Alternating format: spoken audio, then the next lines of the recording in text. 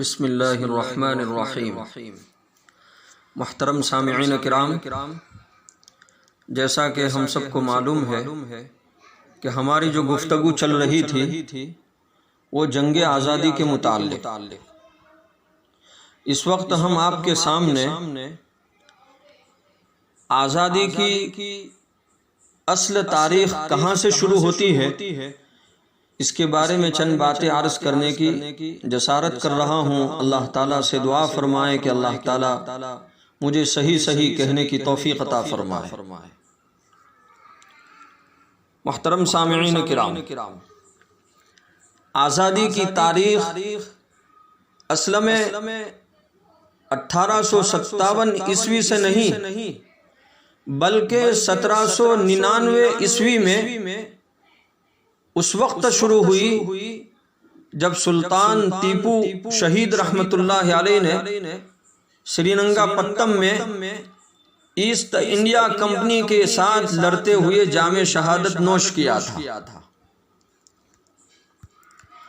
جس وقت ان کے خون میں لتھڑی ہوئی لاش پر انگریز فوجی نے کھڑے ہو کر یہ بات کہی تھی کہ آج سے ہندوستان ہمارا ہے، اس کے بعد ہی انگریز یہ کہنے کی ہمت پیدا کر پائے کہ اب کوئی طاقت ہمارا مقابلہ کرنے والی، ہمارے پنجے میں پنجہ ڈالنے والی نہیں ہے۔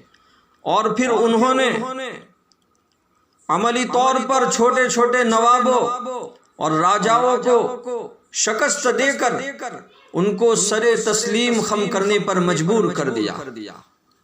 ٹیپو سلطان شہید رحمت اللہ علیہ کی شہادت اور انگریزوں کے بڑھتے ہوئے اثر اور رسوخ کے بعد علماء کرام نے غلامی کی آہت کو محسوس کر لیا تھا، اور اس کے بعد سے ہی جہاد آزادی کا آغاز ہوا جب انگریز نے 1803 عیسوی میں دہلی کے اندر یہ اعلان کیا کہ خلق خدا کی، پبلک خدا کی، ملک بادشاہ کا، لیکن آج سے حکم ہمارا ہے۔ اس دن اس ملک کے سب سے بڑے عالم دین اور خدا رسیدہ بزرگ حضرت شاہ ولی اللہ محدث دہلوی رحمت اللہ علیہ کے بڑے بیٹے حضرت شاہ عبدالعزیز صاحب محدث دہلوی رحمت اللہ علیہ نے دلی میں یہ فتویٰ دیا کہ آج ہمارا ملک غلام ہو گیا ہے، اور اس ملک کو آزاد کرانے کے لیے جہاد کرنا ہر مسلمان کا فرض ہے۔ یہ جرأت مندانہ اعلان ایسے وقت میں کیا گیا ہے، یہ جرأت مندانہ اعلان ایسے وقت میں کیا گیا، یہ جرأت مندانہ اعلان ایسے وقت میں کیا گیا کہ اس عالم دین کے علاوہ ہندوستان کے اندر کوئی ایسا نہیں تھا جو ایسٹ انڈیا کمپنی کے مقابلے میں اپنی زبان سے آزادی وطن کے لیے جہاد کا اعلان کر سکتا تھا۔ اس فتوے کی پاداش میں ان کو بڑی بڑی تکلیفیں برداشت کرنی پڑی، انہیں زہر دے دیا گیا، ان کی جائیداد کو ہڑپ کر لیا گیا، ان کی آنکھوں کی بینائی اسی زہر سے جاتی رہی۔ محترم سامعین کرام،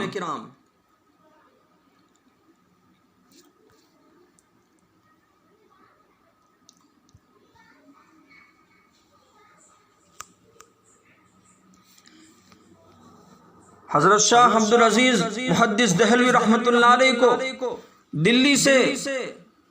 دلی شہر سے دربدر کر دیا گیا۔ وہ ان تمام سخت ترین حالات میں بھی انہوں نے اپنی موت سے پہلے دو روحانی شاگرد پیدا کر دیے۔ ایک حضرت سید احمد شہید رائے بریلوی رحمت اللہ علیہ اور دوسرے شاہ اسماعیل شہید رحمت اللہ علیہ۔ ان لوگوں نے پورے ملک کے دورے کیے اور مسلمانوں سے جہاد کی بیعت اور اس کا عہد لیا کہ وہ ہمارے ساتھ ملک کی آزادی کے لیے اپنی جان قربان کر دیں گے۔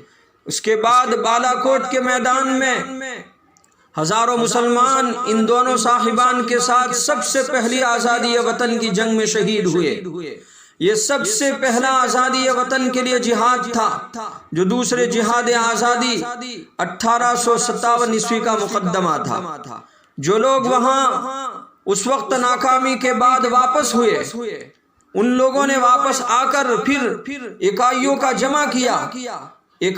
جمع کیا اور افراد کو تیار کیا، اور 26 سال کی محنت کے بعد 1857 عیسوی میں دوبارہ آزادی وطن کے لیے جہاد شروع ہوا، جس میں ہندو اور مسلمان دونوں شریک ہوئے، لیکن مسلمان زیادہ تھے اور ہندو کم تھے۔ آزادی وطن کے لیے دوسرا جہاد بھی ناکام ہوا۔ اس جہاد کی پاداش میں علماء کو گرفتار بھی کیا گیا اور کچھ علماء نے اپنے آپ کو نظر بند کر لیا۔ محترم سامعین کرام،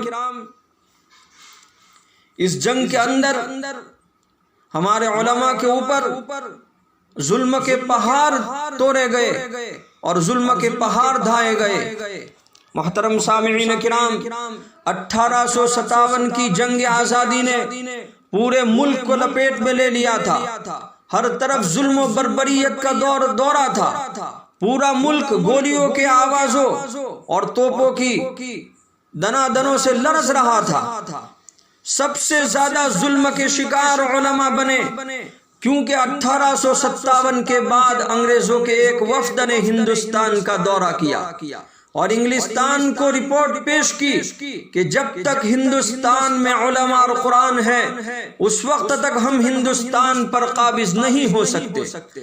چنانچہ وہاں سے حکم آیا کہ علماء اور قرآن کو ختم کر دیا جائے۔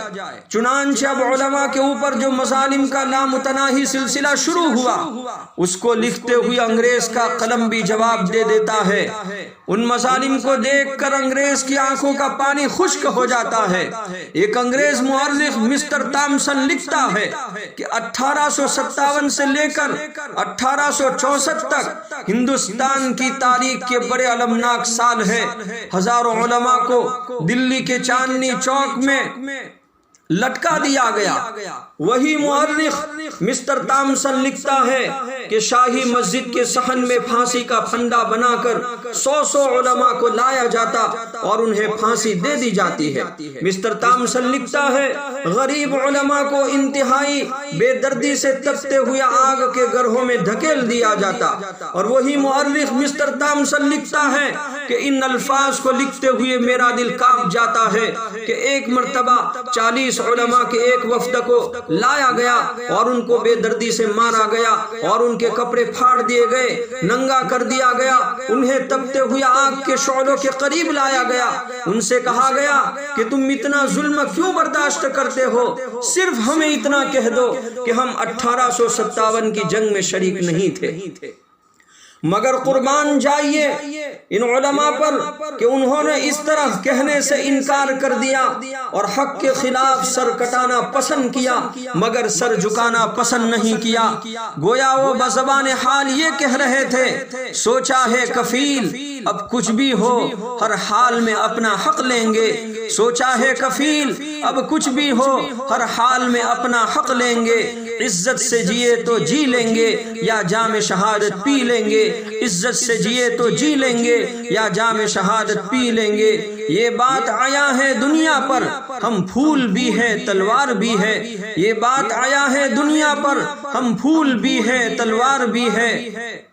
یا بزم جہاں مہکائیں گے یا خون میں نہا کر دم لیں گے۔ محترم سامعین کرام، علماء نے قوم کو کیا دیا؟ آج بہت سارے لوگ کہتے ہیں کہ علماء نے کیا دیا اور علماء نے قوم کے لیے کیا کیا۔ میں کہنا چاہتا ہوں کہ علماء نے ہندوستان کی آزادی کے لیے گھروں کو فراموش کیا، سکون کو ختم کر دیا۔ بسم اللہ الرحمن الرحیم۔